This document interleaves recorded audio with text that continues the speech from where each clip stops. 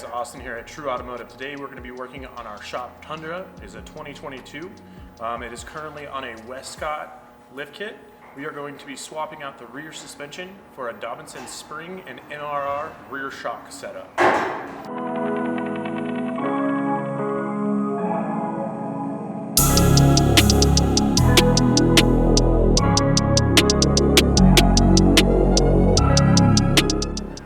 First up on our new rear suspension install is going to be ensuring that we don't affect any of our brake lines, ABS, e-brake harnesses. They are retained with two 12mm bolts on the frame, and that's just for the harness. Then we're going to tackle the sway bar, which is held on with a 17mm nut. Then from there we're going to move to removing our factory shocks. It is a 19mm on the top and a 17mm on the bottom.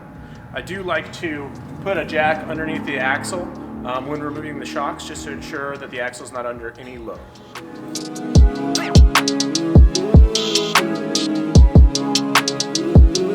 I recommend using a short 12 or a ratcheting wrench in this section.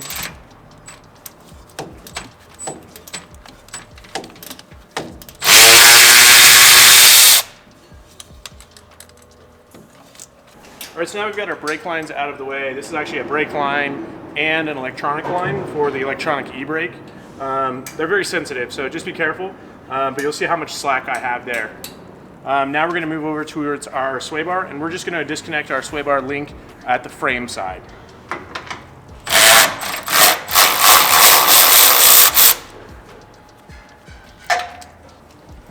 So we are just in the process of supporting our rear axle before we go ahead and remove that rear shock.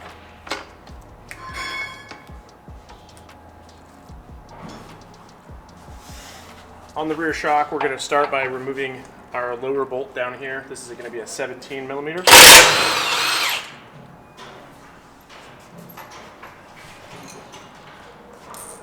Next is going to be the top. This is a 19mm.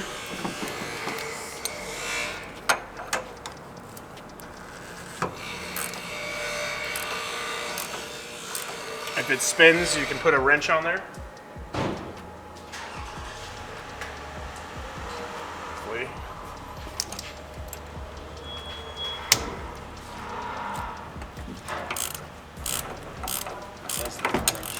I just used an 8mm to just put it in this little slot just to retain it. It's a nylon nut, so you more than likely are going to have to do that. All right, so as we are lowering down our axle with our pole jack here, we can see our coil spring starting to get loose, but I did notice my brake lines are getting pretty tight here. There's a 12mm bolt on the axle. I'm going to go ahead and remove that and just ensure that we're not pulling any sort of cable or line tight.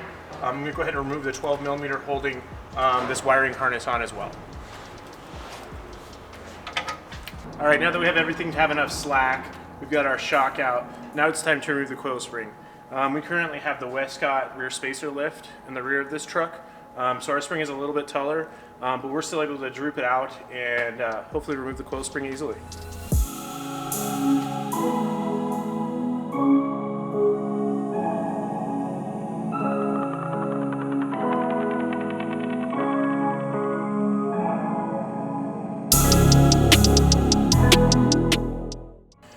Here's a simple comparison of our stock coil spring on our 2022 Tundra compared to the Dobinson 2-inch lift spring. This also has an additional constant weight on it as well, as we have bumpers and we do some towing. Previously, this was the Westcott spacer that we had on it prior. This guy was a 1-inch, so kind of give you a real height difference from what we were at before. You can see how much bigger this spring really is. It also is progressive, just like the factory one is, which is essentially that the coil spring is going to get tighter at the top, meaning that the more it squats down, essentially the higher the spring rate it'll be. All right, now that we have our coil retainer back in the coil itself, we're going to do our first attempt to try to get this huge coil in here. If we can't, then we're going to have to use some spring compressors.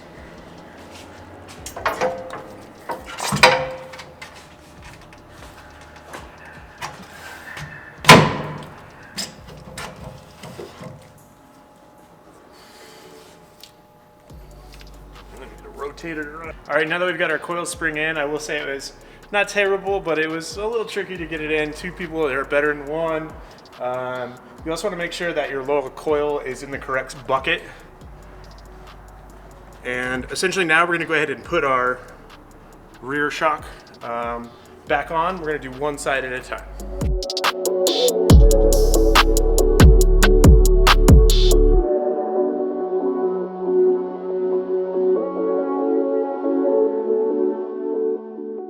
Alright, so we're getting ready to install our new rear shocks. Just kind of wanted to review a couple components with you. This is going to be our stock shock. This is basically a 2.0 body, or actually it's a little bit smaller than a 2.0.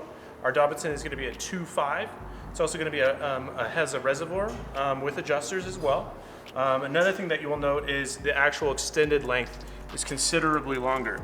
So that's going to offset for our lift and ensure that we have the correct amount of travel at ride height. Alright, so we're getting ready to install our new shock. It does come with a supplied washer. We're going to put that on the base of the axle to ensure our bushing stays put.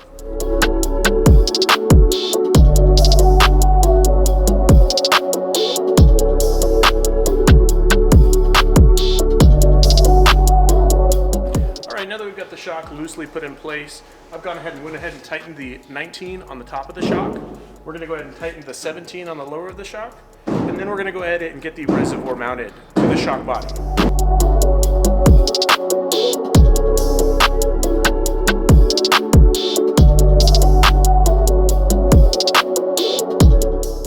Alright, now that we've got basically our passenger side coil spring and shock in, it's pretty evident. You can tell the travel difference from our new Dobinson MRR shock to our factory red Bilstein shocks. You can just tell this by the droop side to side.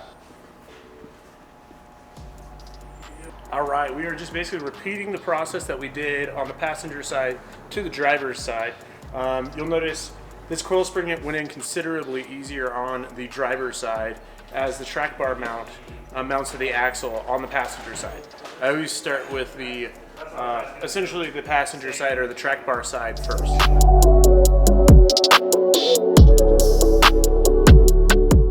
Alright, now that we've got our new springs and our new shocks in, our suspension is getting close to being wrapped up. So we can go through and start reattaching all of our 12mm hardware that retains things like our ABS lines and our E-locker lines. One thing I did notice is this is basically your E-locker line, and at full droop this is rather tight. So instead of putting a spacer or anything, I actually just came in and kind of bent this little metal tab up just a little bit, and just making sure that we have slack on both sides of the harness, and the connector and all that's not going to be under strain. Alright, now that we have wrapped up the installation, kind of got the sway bar reattached, got all of our ABS and electrical lines reattached, we're going to go ahead and put our tires on. One thing I did want to mention is that all of our customers and all of our vehicles that come in, we use what's called a cross check, which is essentially like a gel pen on all of the bolts that we tighten. This is like a wax, it cracks if the bolt comes loose in any way, shape, or form.